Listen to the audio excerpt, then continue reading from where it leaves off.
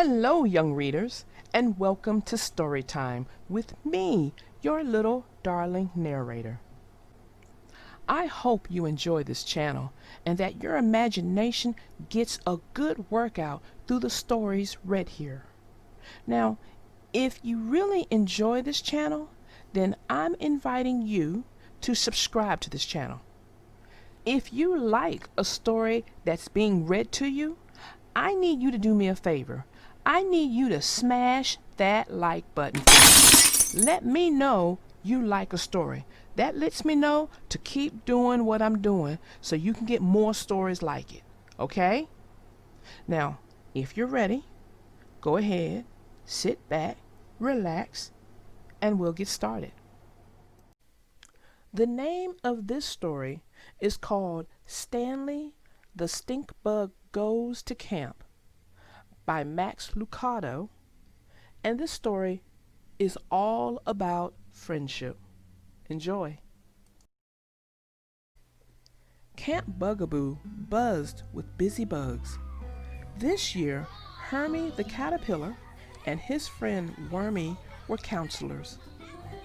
What a great day, Hermie said, as some campers played tug-of-twine. Others hiked the natural trail, and some slid down a banana leaf into the camp pond. It is our first morning at camp, Hermie announced. Every bug is happy. Every bug is playing. Every bug is present. Every bug but one, Wormy the caterpillar corrected. We're missing Stanley Stinkbug. Meanwhile, Stanley waited to catch the last bus to Camp Bugaboo. "Oh, it's gonna be awful," he said to himself. "Why did I promise my mom and dad I'd go? I'm afraid no one will like me because I stink." Stanley's eyes filled with big tears. "God, why did you make me stinky?" "You'll see," God said. "I made you just the way you are, and I don't make mistakes. Remember, Stanley, I'm always with you." Stanley felt better, but he was still afraid no one would be his friend. The last bus arrived at Camp Bugaboo and bounced to a stop in front of Hermie and Wormy. The door opened and the driver, Skeeter the mosquito, jumped out coughing. Close behind Skeeter was a green, smelly cloud. Standing inside the cloud was Stanley the Stinkbug. He was afraid. And when Stanley is afraid, he gets very stinky. The flowers on the nature trail wilted. Hermie covered his face. Wormy pinched his nose. Stanley hung his head. "I'm sorry about the—" "We're glad to see you," Hermie interrupted, pretending there wasn't a bad smell. "Maybe I should go home," Stanley offered. "Don't even stink. Don't even think about it," Hermie replied. "Come on, let's have some fun." Stanley joined in the game, but every time Stanley got nervous, the green cloud appeared. Then the other campers would hurry away coughing and holding their noses. Soon, no camper wanted to play with Stanley. Sad and all alone, Stanley began to sing. "I smell, can you tell?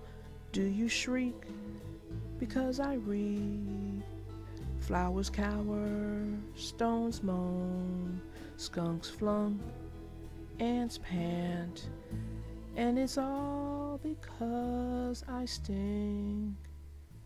"I'll never have any friends," Stanley said. At noon, the Ladybug twins, Haley and Bailey, saw Stanley sitting all by himself. Each twin took a deep breath and headed toward Stanley. Wanting to be friends, they sat across the table from him. "Hi," Stanley said. He was glad to see them, but he was also afraid they wouldn't like him, and that made him very stinky. The twins tried to hold their breath, but that didn't work. The smell was making them sick. Quickly, they said goodbye and ran outside. "I'll never have any friends," Stanley thought. That night, Stanley had a scary dream and began to stink. The other bugs ran outside to sleep. "We've got to do something to help Stanley make friends and have fun," Wormy said. "I've got it," Hermie said. "Perfume and a swim in the pond." But it didn't work. Hermie's next idea was the best. "Let's ask God." "God," Hermie prayed, "we have a problem. It's about Stanley. He stinks." "Hermie, stink bugs stink when they're afraid. I made them that way. Just be Stanley's friend and see what happens." Stanley overheard Hermie talking to God. "That's it," Stanley told himself. "I just have to get over my fears. I'll start with my fear of heights. I'm going to the top of the tallest tree in the garden, and I'll stay there until my stink goes away." Meanwhile, Hermie had planned a big surprise party for Stanley to let him know that all the campers wanted to be his friend. But where was Stanley? Suddenly, Haley and Bailey rushed into the dining hall. "Stanley needs help!" Everyone quickly followed the twins. Stanley was high in the tallest tree and afraid to come down. His green stinky cloud was bigger than ever. Everyone tried to help him, but nothing worked. Skeeter was flying Hermie up to talk with Stanley when, whoops!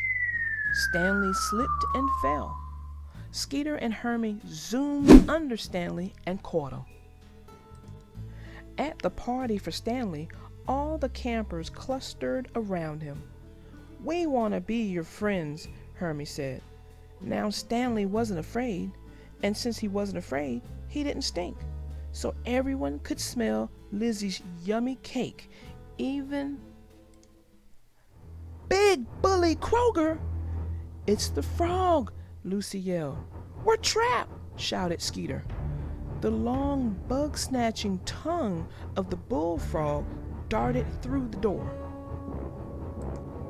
"This is scary," Hermie moaned. "Really scary," agreed Stanley, and his green stink cloud filled the room. "Sorry, I can't help it. When I'm afraid, I stink. That's how God made me." "And I'm glad he did," Hermie said. "Look." The cloud had reached the door and floated out to the frog.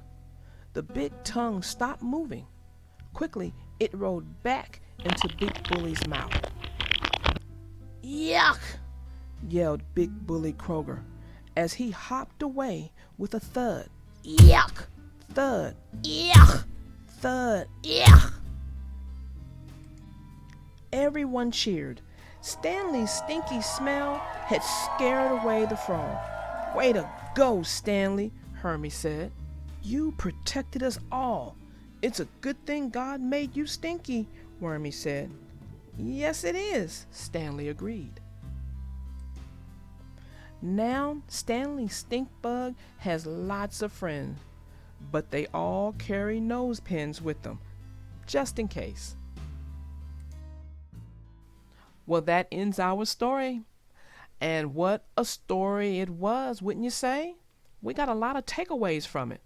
And I must say, even though the main idea behind the story was friendship, I think it was a little bit more than that. Like I said, a lot of takeaways. Friendship, I'm going to say yes. But Stanley and those around him had to come to an understanding as to why he would stink. And once they realized it's just the way God made him, and God makes no mistakes, they saw quite clearly why he was made that way and how it came to protect them all. So once they saw that, it broke down all barriers for friendship. And mainly the barrier was mainly Stanley, because Stanley was the one who really had to understand why God made him that way. And once he did and accepted it, he could then understand that, yes, he could be a great friend. And once he understood that, people could see him as a friend. And that, my young readers, is what we call friendship and understanding who you are. And once you understand who you are, you have no problems making friends, because they'll understand it because you do. So, until next time, my young readers, I am your little darling narrator, out.